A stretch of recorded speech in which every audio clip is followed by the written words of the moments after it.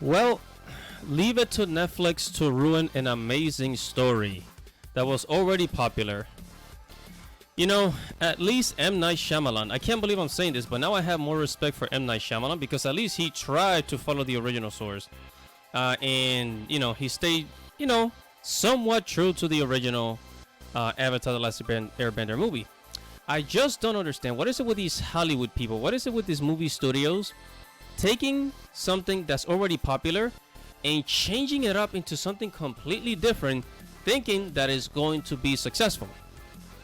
Let's go, guys. Let's go.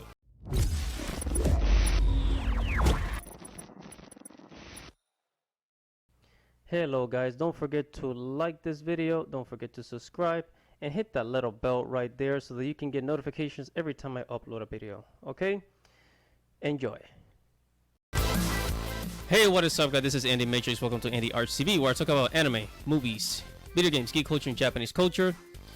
And it looks like Netflix is going to ruin one of my favorite franchises, one of my favorite shows, one of my favorite cartoons growing up.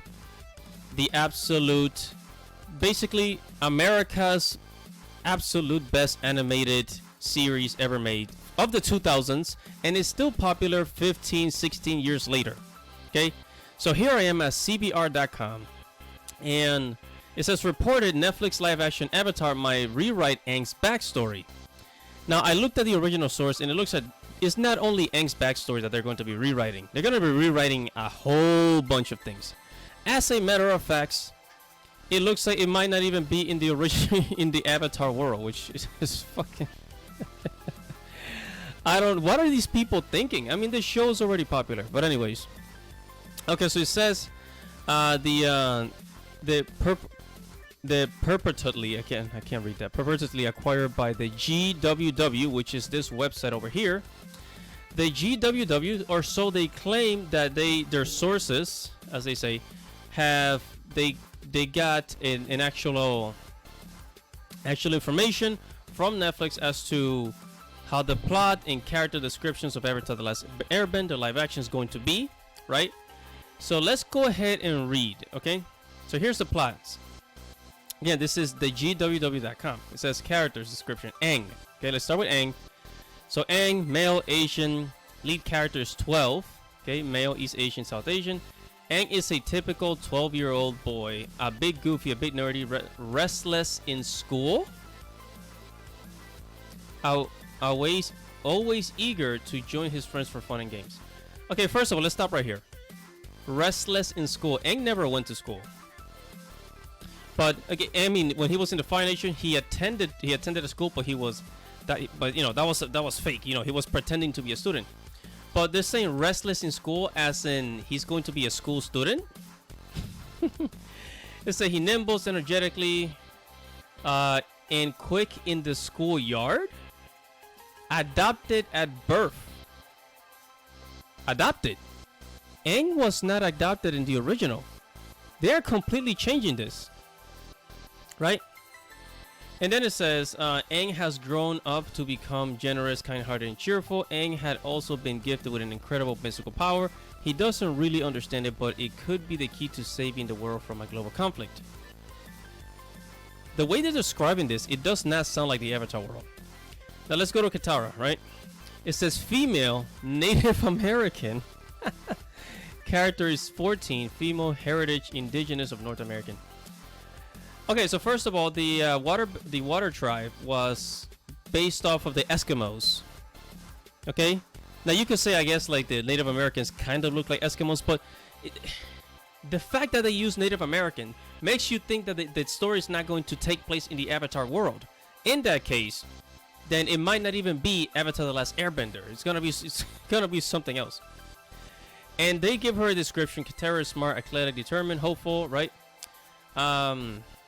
And they say she's had to keep her family together ever since her mother was killed in a mysterious supernatural event several years ago, a trauma that haunts Katara every day. A mysterious supernatural event. Katara's mother died because the Fire Nature came and raided the Southern Water Tribe. Again, rewrite. Sokka. Okay, so Sokka's pretty accurate here. It says So he's always butting head with Katara. He's also Native American, 16 years old. Despite everything, he and Katara have a natural rapport. They trust each other. He has had a sharp, sardonic wit, which he often uses as a defense mechanism. Yeah, so I mean it's pretty, pretty accurate with Sokka.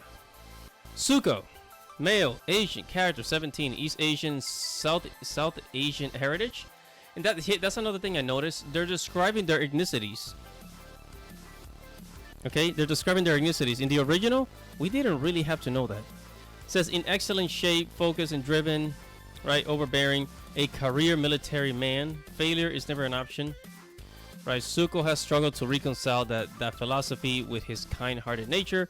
That conflict has made him intense and guarded, which is why he comes off as brusque and arrogant. Okay.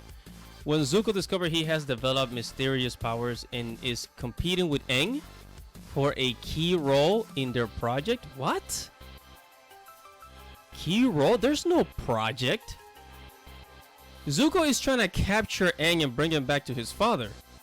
And then here it says Zuko's father tells him to stop at nothing to win. And if he doesn't, he shouldn't bother coming home. Ooh.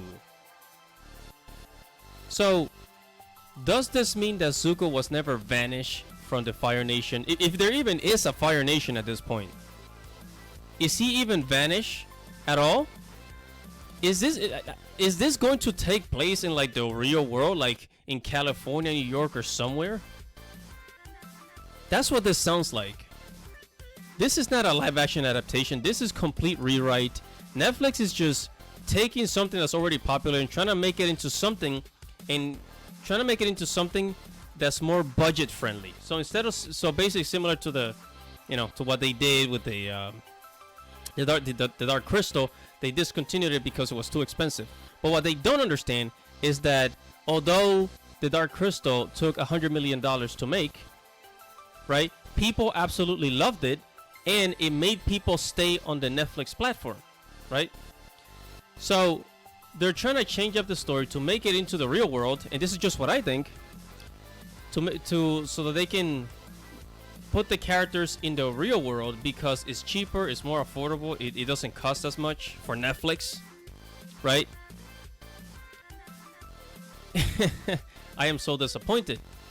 I am so absolutely disappointed. If this is actually, and again, this is from the GWW, and the reason why I'm trusting this source is because it's also coming from CBR.com. Of course, they're not gonna take something off the internet that's just totally bogus, right? That's just totally fake or a rumor. So it looks like this is something that was taken directly from the GWW's sources. Maybe they have some kind of connection with Netflix or the creators of Avatar, Michael Dante DiMartino. But then that would explain, if this is the actual plot, if this is really what they're doing, then it's no wonder Michael Dante DiMartino and Brian Konechny, why they decided to leave the project and just go their own way, and that's why they made the deal with Nickelodeon and Paramount. Okay?